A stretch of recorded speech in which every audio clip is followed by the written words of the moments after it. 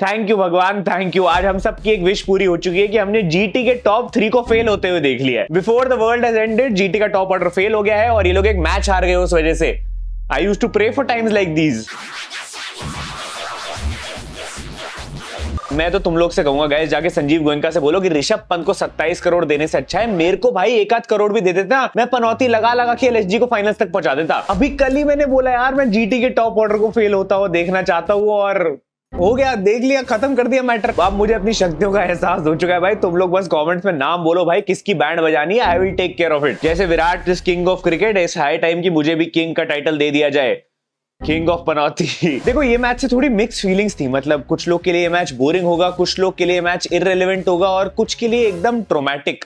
GT fans, sisters waiting, GT batting order collapse time there. मैं तो देखने आया था भाई, एक बार तो देखना बनता है यार। ठीक है जीटी फैंस गाली मत दो। अब हमने सब होता हुआ देख लिया। शुभमन गिल और साई सुदर्शन फेल कर गए, जॉस बटलर भी फेल कर गया। ये लोग एक अच्छा टोटल चेज नहीं कर पाए। मतलब जीटी के लिए भी आगे प्लेऑफ्स में दिक्कतें हो सकती है, स्पेशली जब बटलर चला जाएगा। इसका मतलब समझे दया कि बाकी सारी teams are cooked because Mumbai Indians ले जा रही है ट्रॉफी। हर चीज एक ही तरफ इशारा कर रही है बस। कहां आरसीबी पंजाब रोक पाएंगे भाई, जीटी से उम्मीद थी कि इनको रोक ले भाई। वैसे भी देखो पहले प्रिडिक्ट किया जा सकता था कि जीटी मैच में फेल कर सकती है, क्योंकि जब अहमदाबाद का ग्राउंड होता है और सामने ऑस्ट्रेलियन ओपनर होता है तो होम टीम कभी अच्छा नहीं खेल पाती है। और ऑस्ट्रेलियन ओपनर सेंचुरी भी लगाता है, ये हम एक्सपीरियंस से बता सकते हैं। And Australian cooking home team at Narendra Modi stadium, I think I have seen this before. Yes, I have trauma attached to it.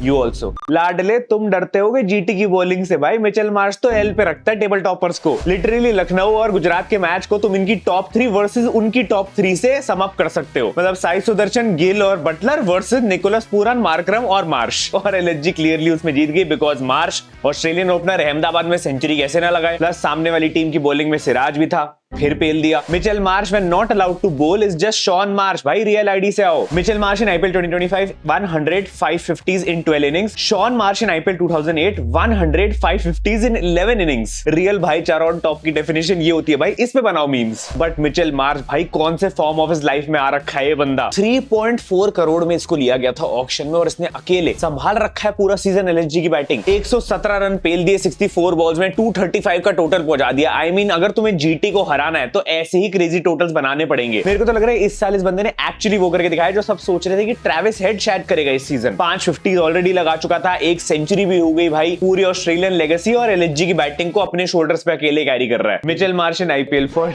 DC for LSG भाई, ये तो है। एलएसजी का तंबू इस ओवरसीज टॉप 3 के बंबू पे टिका हुआ है, ये तो है। इसमें स्टैट है भाई, highest contribution of runs by overseas batsman this season में लखनऊ सुपर जायंट्स के 68% रन्स दिए हुए हैं, सोचो। LSG's top 4 performance in IPL 2025. Mitchell Marsh 560 run, most in any IPL season. Nicholas Pooran 511 run, most in any IPL season. Aiden Markram 445 runs, most in any IPL season. Rishabh Pant 151 runs, worst in any IPL season.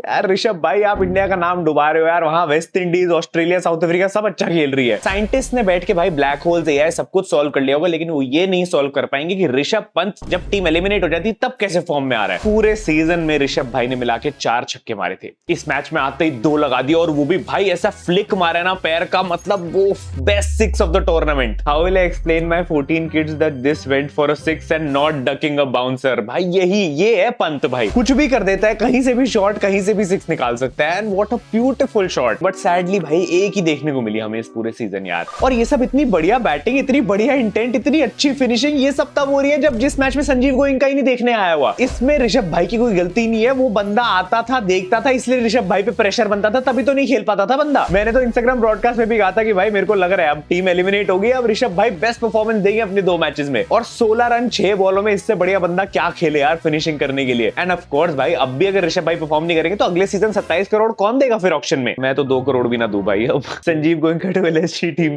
यही performance कुछ matches पहले किया होता तो सबका इतना भला होता भाई। बेचारा बंदा रोज आया, रोज हरवा के, रोज बेइज्जती करवा के, रोज 27 करोड़ डुबा के भेज दिया उसको, और आज देखो सब कुछ वर्थ इट। तुम पंत भाई के चेहरे पे देखो यार, खुशी, रियल खुशी ये होती है। उसको पता है ना आज कोई प्रेशर नहीं है यार, आज रन भी आ गए, मैच भी जिता दिया, लेकिन टीम तो बाहर। थैंक यू, आपका ये उपकार जिंदगी भर याद रहेगा मुझे। Rishabh Pant in coming June and July when the scorecard reads 42 for 4 and the ball is swinging both ways। भाई बंदा हार्ट अटैक देने वाला है भाई, सच में भाई। और जैसा इसको इतना ट्रोल किया गया है ना, ये पक्का हमसे बदले लेगा वहां पे। होपफुली अच्छा खेले, लेकिन ऋषभ ऐसी शॉट्स खेलेगा ना तो भाई लगने वाले अपने। वैसे by the way England Zimbabwe से टेस्ट खेल रही है और जो रूट ने 13,000 रन पूरे कर लिए। कुछ लोग थे जो कहते थे हम 10,000 रन मारना चाहते हैं, लेकिन वो तो कट लिए। अब दूसरों के रिकॉर्ड्स तोड़ते देखेंगे। सचिन सर के रिकॉर्ड के क्लोज आ रहा है वो। लेकिन ऋषभ भाई की तरह एक ऑडिशन विलियम और राउरकी ने भी दिया है इस मैच में। 3 for 27 इन जस्ट 4 ओवर्स। भाई ये वो स्पेशल रिप्लेसमेंट बन के आया था। पिछले मैच में काफी खराब खेला, मैंने तब भी बेइज्जती कर दी कि भाई आना ही नहीं चाहिए था, और देख लो इस मैच में फिर अच्छा खेल गया। मेरे को कुछ तो है भाई मेरी जीप में भाई, कुछ तो मेरे को बोलना ही नहीं चाहिए भाई। राउरकी भाई ने जीटी की ओपनिंग से लेके मिडिल ऑर्डर से लेके फिनिशिंग सबकी विकेट निकाली है। अब बस विराट और श्रेयस को इसको डीएम कर देना चाहिए, फ्री तो ये हो ही जाएंगे। प्लेऑफ्स के लिए इसको कोच बना के ले जाओ भाई, यही जीटी के बैटिंग ऑर्डर को खत्म कर सकता है और सीक्रेट जानता है। You can suspend the player but not his ideas. भाई Digvesh Rathi could not make it to the playing 11 but उसकी सेलिब्रेशन तो आ गई भाई प्लेइंग 11 में। आकाश महाराज सिंह भाई जॉस बटलर को बोल्ड किया, इतनी बढ़िया डिलीवरी, और ट्रिब्यूट देखो किसको दे रहा है भाई, दिग्वेश राठी को। क्राउड में बैठा हुआ है वो, उसको दिखा रहा है भाई उसी की सेलिब्रेशन करके। भाई क्या टीम है यार ये, कैसे पंगे लेने वाले लोग इकट्ठा कर लिए संजीव गोयनका ने। काट लो फाइन बेंच, मुझे तो बस एक ही मैच खेलना है। What a chaotic team भाई, what a chaotic team। ये तो सब गुंडा लोग हैं भाग रहे। बट एलएसजी साइड वो तो ऑलरेडी एलिमिनेट हो चुके हैं। प्रॉब्लम जीटी के लिए बन चुकी है। जीटी के टॉप 3 से बड़ी रन मशीन तो आज जीटी के बॉलर्स थे। सबकी इकोनॉमी ऑलमोस्ट 11 से ऊपर भाई। वो तो प्रसिद्ध कृष्णा को आजकल पर्पल कैप और कम इकोनॉमी की आदत हो गई है, बट उसको भी याद दिला दिया इस मैच में भाई कि कैसे रन पड़ते थे पहले। इमेजिन प्रसिद्ध कृष्णा 11 मैच के बाद आज विकेटलेस गया है। उससे पहले सिर्फ फर्स्ट मैच में उसको विकेट नहीं मिली थी, उसके बाद कंसिस्टेंटली विकेट लेता है, अच्छी बॉलिंग करता है और अब लॉ ऑफ एवरेजेस हिट कर रहा है इस टीम को। ऑनेस्टली थोड़ा कंसर्निंग तो है जीटी के लिए बॉलिंग का क्लिक करना। अच्छी चीज ये है कि भाई प्लेऑफ्स के लिए रबाड़ा अवेलेबल नहीं है, that is the only good thing. क्योंकि जब से रबाड़ा वापस आया टीम में उसने कुछ खास किया तो है नहीं। And honestly Rashid Khan was looking more washed than the GT jersey. पूरे सीजन ही वॉश लगा है, सिर्फ 1-2 मैच में थोड़ी बहुत ठीक परफॉर्मेंस आई है। You know it's not the same as it was. भाई राशिद भाई व्हाट हैपेंड यार, कैसे मार रहे हैं आपको लोग ऐसे चक्का चौका चौका छक्का। Honestly more than anything I miss नाबालिग राशिद भाई। जो छोटा राशिद हुआ करता था वो रन नहीं खाता था यार इतने। प्लीज एक बार फिर से एज फ्रॉड कर दो। Do not mess with the Bihari.